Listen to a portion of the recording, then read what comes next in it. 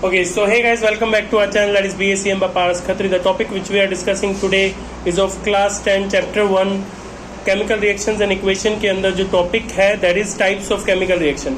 तो you guys have already sheets, तो उसके अंदर देखो types of chemical reactions लिखे हुए हैं, ठीक है, कि types of chemical reaction कौन कौन से types के होते हैं. Total 9 types of chemical reactions are mentioned there.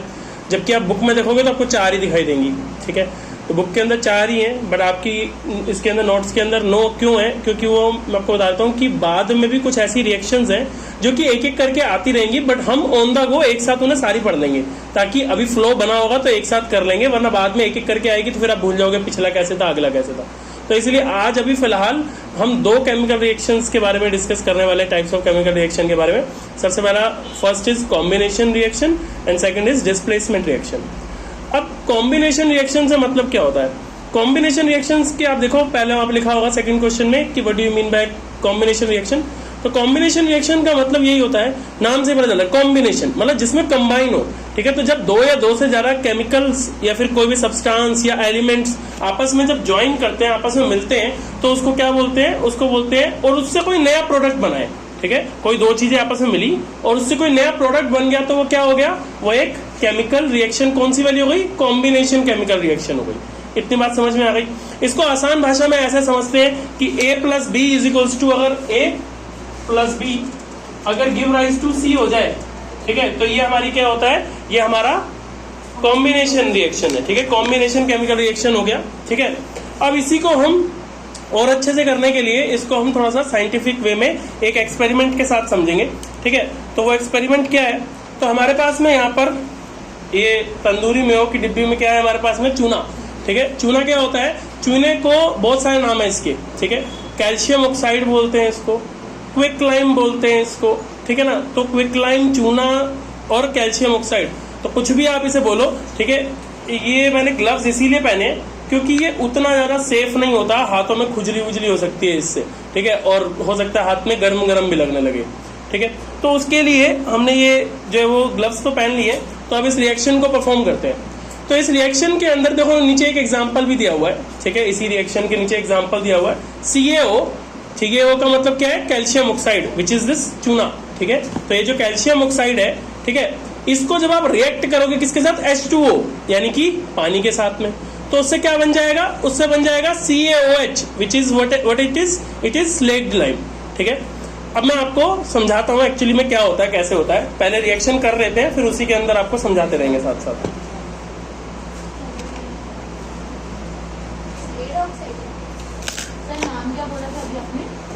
क्या बोला? स्लेक्ड लाइम, कैल्शियम हाइड्रोक्साइड या फिर स्लेक्ड लाइम, जो ये मिलकर के बनेगा.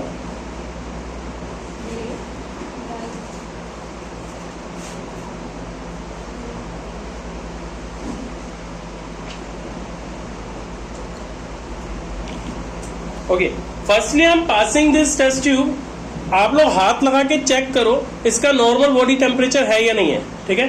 हाथ लगाओ, हाथ पे लो, चेक करो कि इसका नॉर्मल टेम्परेचर आपको फील हो रहा है या नहीं हो रहा, ठीक है.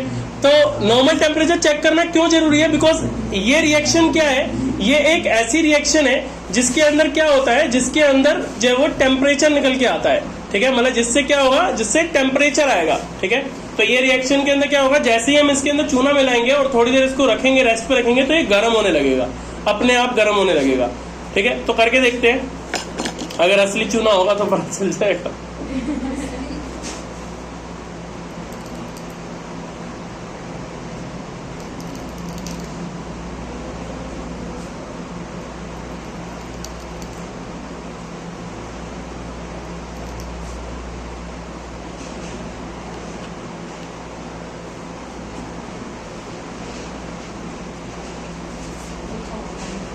थोड़ा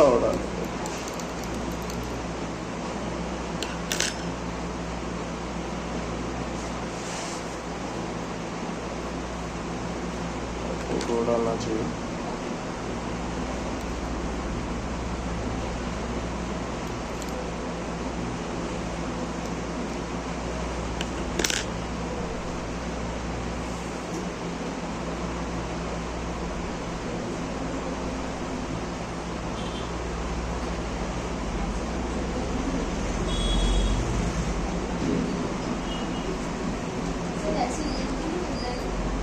क्या दूध हाँ देखो दूध जैसा तो बन गया है, एक्चुअली दूध जैसा बन गया, देखो झाग भी आ रही है उसी तरीके के ऊपर। क्या पता हम नहीं पीते। ठीक है, तो अभी हम इसको थोड़ा रेस्ट पे रखते हैं क्योंकि इस रिएक्शन को होने में थोड़ा सा टाइम लगेगा।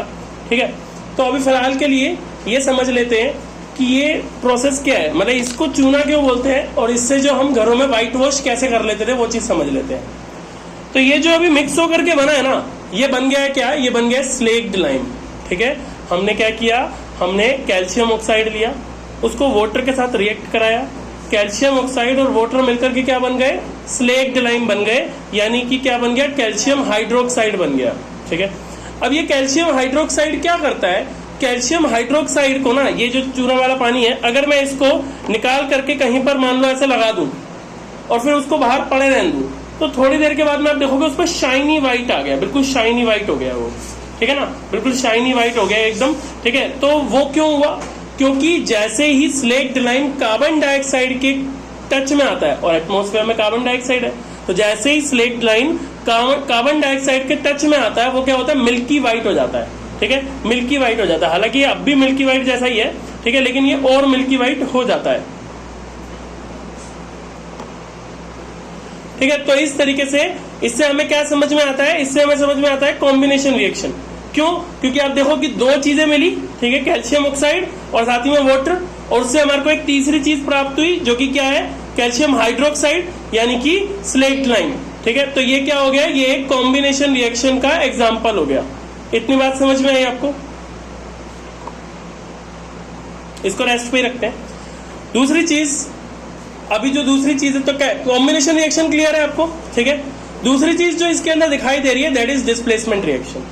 इसको बहुत ध्यान से समझना, ठीक है, क्योंकि ये थोड़ा सा अलग कंसेप्ट है। अब ये डिस्प्लेसमेंट रिएक्शन होता क्या है, ठीक है, डिस्प्लेसमेंट रिएक्शन वो रिएक्शन होता है जिस रिएक्शन के अंदर एक हाईली एक्टिव या फिर हाईली रिएक्टिव जो एलिमेंट होता है या मेटल होता है, वो किसी दूसरे हाईली रिएक्टिव एलिमेंट को उसके सॉल्ट सॉल्यूशन से डिस्प्लेस कर देता है। मतलब आसान भाषा में ऐसे समझे। ठीक है, मान लो कि एक बंदा है, ठीक है, उसने क्या किया, वो एक जगह पर गया। ठीक है, मतलब ऐसे समझो, एक राजा है, वो एक दूसरे जगह पर गया, वहां पर उसने देखा कि यहाँ का जो राजा है वो मुझसे कमजोर है, तो वो क्या करेगा, उस राजा को हटाएगा, महल से बाहर निकालेगा और खुद उसकी जगह राजा बन जाएगा, है ना। तो डिस्प्लेसमेंट रिएक्शन भी बिल्कुल वैसा ही होता है। ठीक है, मतलब इसके अंदर जो ज्यादा पावरफुल है, ठीक है, अगर जो ज्यादा पावरफुल मैटर है, यहाँ पे पावरफुल का मतलब ज्यादा रिएक्टिव, जो ज्यादा रिएक्ट करता हो, ठीक है, तो जो ज्यादा पावरफुल यानी कि जो ज्यादा रिएक्टिव होगा वो क्या करेगा, वो दूसरे के साथ जाएगा, ठीक है, और उसके साथ में रिएक्ट कर लेगा। ठीक है, और रिएक्ट करने के बाद में उसका क्या करेगा, रिएक्ट करने के बाद में उससे जो है वो उसको हटा देगा उसकी जगह पे और खुद वहां पर जो है वो कॉम्बिनेशन बना लेगा। ठीक है, अब इस चीज को करके देखते हैं तो आपको ज्यादा अच्छे से समझ में आएगा। ठीक है, we have here is copper sulphate. ठीक है, हमारे पास यहाँ पर क्या है, कॉपर सल्फेट है। अब हमारे पास में ये घुला हुआ नहीं है, बट हमारे पास में इसके क्रिस्टल्स हैं। ठीक है, हमारे पास इसकी गोलियां हैं छोटी छोटी, तो उन गोलियों को लेंगे पानी में, मतलब इसको नॉर्मल इसके अंदर डालेंगे,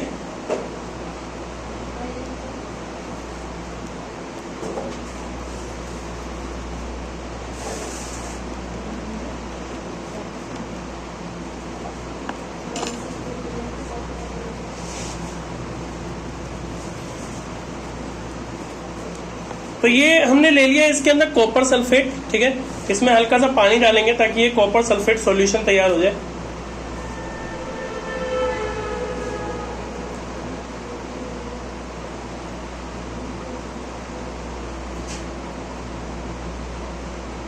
इनफ है, इसको थोड़ा सा शेक कर लेते हैं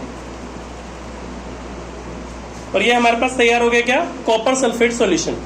इसका कलर ध्यान रखना, पेपर में क्वेश्चन आता है कॉपर सल्फेट का कलर क्या होता है। ठीक है, ब्लू। ठीक है, तो इसे एक्चुअली ब्लू नहीं है ये, इसको ग्रीनिश ब्लू बोलते हैं। ठीक है, या और भी कोई आपकी लैंग्वेज में नाम हो तो बता देना। वैसे मेरे हिसाब से इसको ग्रीनिश ब्लू बोलते हैं या सी ग्रीन, सी ब्लू बोलते हैं, ऐसा कुछ कलर होता है ना, ओशियन ब्लू, ऐसा कुछ कलर होता है। ठीक है, तो ये हमने एक टेस्ट ट्यूब में ये लेके रख लिया है। ठीक है, अब दूसरी टेस्ट ट्यूब में हम एक और चीज लेने वाले हैं। ये है हमारे पास में जिंक सल्फेट, ठीक है। ये मैं क्यों ले रहा हूं वो भी आपको पता चल जाएगा, ठीक है। ये जिंक सल्फेट है, इसका भी हमारे पास में ये पाउडर फॉर्म में है, इसको भी ले लेते हैं एक ट्यूब में।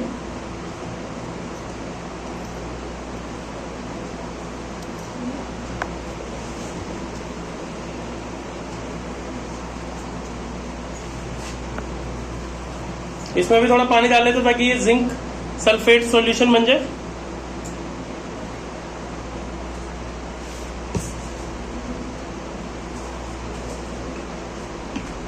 ठीक है, इसको भी थोड़ा शेक करके इसे हिला लेते हैं ताकि इसके जो पार्टिकल्स हैं वो घुल जाए।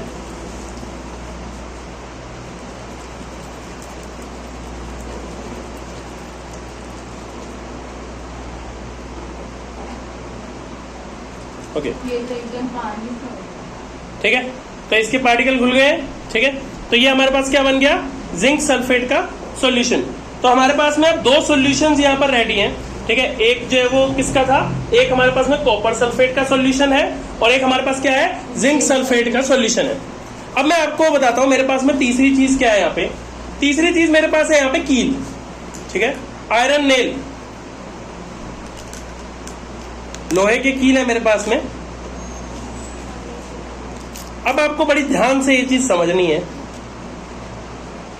ये जो आयरन है ना, एक है कॉपर सल्फेट, एक है जिंक सल्फेट। आयरन जो है वो कॉपर सल्फेट वाले जो सॉल्यूशन है ना उसमें डिस्प्लेसमेंट रिएक्शन शो करेगा, जबकि जिंक सल्फेट वाले में डिस्प्लेसमेंट रिएक्शन शो नहीं करेगा।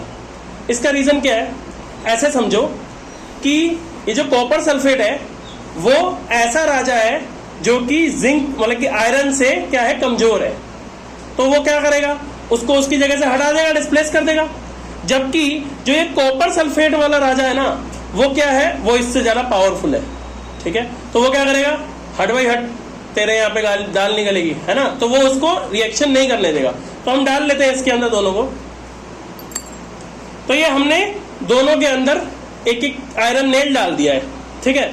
अब होगा क्या, थोड़ी देर के अंदर ये जो है, अगर ये एक्चुअल में प्योर कॉपर सल्फेट हुआ तो ठीक है, तो क्या होगा, ये थोड़ी देर में आपको कलर चेंज होता हुआ ग्रीनिश दिखाई देगा, ठीक है। थोड़ी देर में इसका जो कलर है वो चेंज होके क्या दिखाई देगा, ग्रीनिश दिखाई देगा। जबकि इसके अंदर कोई भी चेंज नहीं आएगा, ये सेम एज इट इज रह जाएगा।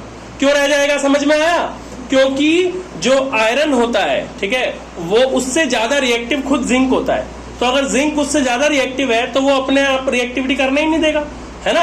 तो आपको इतनी सी बात समझनी है, मैं यहाँ पे लिख के भी दिखा देता हूँ, ठीक है, कि भाई जो मतलब कि आयरन है, ठीक है, जो हमारा Fe है वो क्या है, वो कॉपर से तो ज्यादा रिएक्टिव है, ठीक है, Cu से ज्यादा रिएक्टिव है। लेकिन जिंक इससे भी ज्यादा रिएक्टिव है, ठीक है, जिंक इससे भी ज्यादा रिएक्टिव है। इसीलिए यहां पर क्या हो रहा है कि जिंक सल्फेट के सॉल्यूशन में कोई फर्क नहीं पड़ेगा, जबकि कॉपर सल्फेट के सॉल्यूशन में क्या हो जाएगा, डिस्प्लेसमेंट रिएक्शन। इतनी बात समझ में आ गई, क्लियर है। अब ये पता कैसे चलता है कौन किससे ज्यादा रिएक्टिव है ना। अब ये कौन बताता है भाई, है ना, कौन डिसाइड करेगा कौन किससे ज्यादा रिएक्टिव है कौन नहीं है। तो इसके लिए there is something called as reactivity series, ठीक है। एक रिएक्टिविटी सीरीज होती है जो कि ये बताती है कि कौन ज्यादा रिएक्टिव होगा, ठीक है। वो आप ही की बुक में 10th क्लास में 4th चैप्टर में बनी हुई है, ठीक है, 3rd में बनी होगी या फिर 4th में, 3rd में बनी हुई शायद। तो उसके अंदर आप जाकर के देख सकते हो, पूरी वहां पर लिस्ट है कि कौन ज्यादा रिएक्टिव है। उससे आप इजीली देख के बता सकते हो कि किसी रिएक्शन के अंदर डिस्प्लेसमेंट रिएक्शन होगा या नहीं होगा। सिंपल सी बात है, जो मेटल जा रहा है अगर वो ज्यादा रिएक्टिव है तो डिस्प्लेसमेंट रिएक्शन होगा, जो मेटल जा रहा है वो ज्यादा रिएक्टिव नहीं है तो डिस्प्लेसमेंट रिएक्शन नहीं होगा, ठीक है। इतनी बात समझ में आ गई, ठीक है। तो देख लेते हैं अगर इसका कलर चेंज हुआ है या नहीं। हल्का सा हो रहा है। सेम वही है।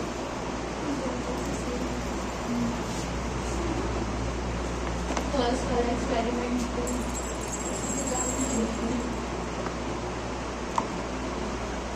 वो तो चूना नकली है गरम नहीं हुआ। अब अगर ये गरम हो जाता ना तो मैं आपको एक और रिएक्शन समझा सकता था इससे, एक्सोथर्मिक रिएक्शन, ठीक है। पर ये गरम हुआ नहीं फिलहाल, कोई नहीं, जब एक्सोथर्मिक रिएक्शन पढ़ाने की बारी आएगी तो कुछ और लेके आएंगे जिसमें हो जाए, ठीक है ना। तो हैं? चूने ने चूना लगा दिया। चूने ने चूना लगा दिया। शायद एक्सपायरी हो गया होगा, मेरे पास बहुत टाइम से पड़ा था ये। मैं पेड़ों के लिए लाया था गमलों के लिए लाया था, वो काम नहीं किया।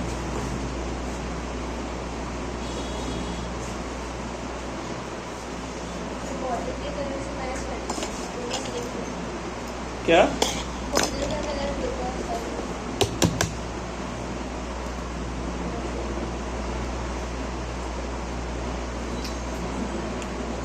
बाहर कैसे निकालें इसे? और टेस्ट ट्यूब भी नहीं है।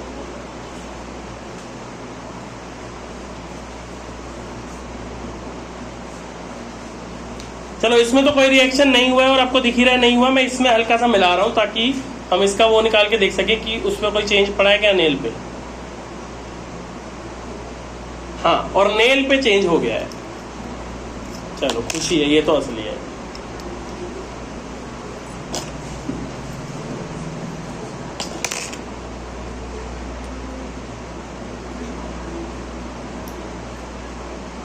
ओके, तो आप लोग देख सकते हैं नेल की हालत क्या हो गई है। नेल के ऊपर ये जो आपको दिखेगा ना, वो कॉपर है। आप देख लो आगे, पहले मैं यहाँ दिखा दूं, यहाँ तो दिख नहीं रहा वैसे। ठीक है, देख लो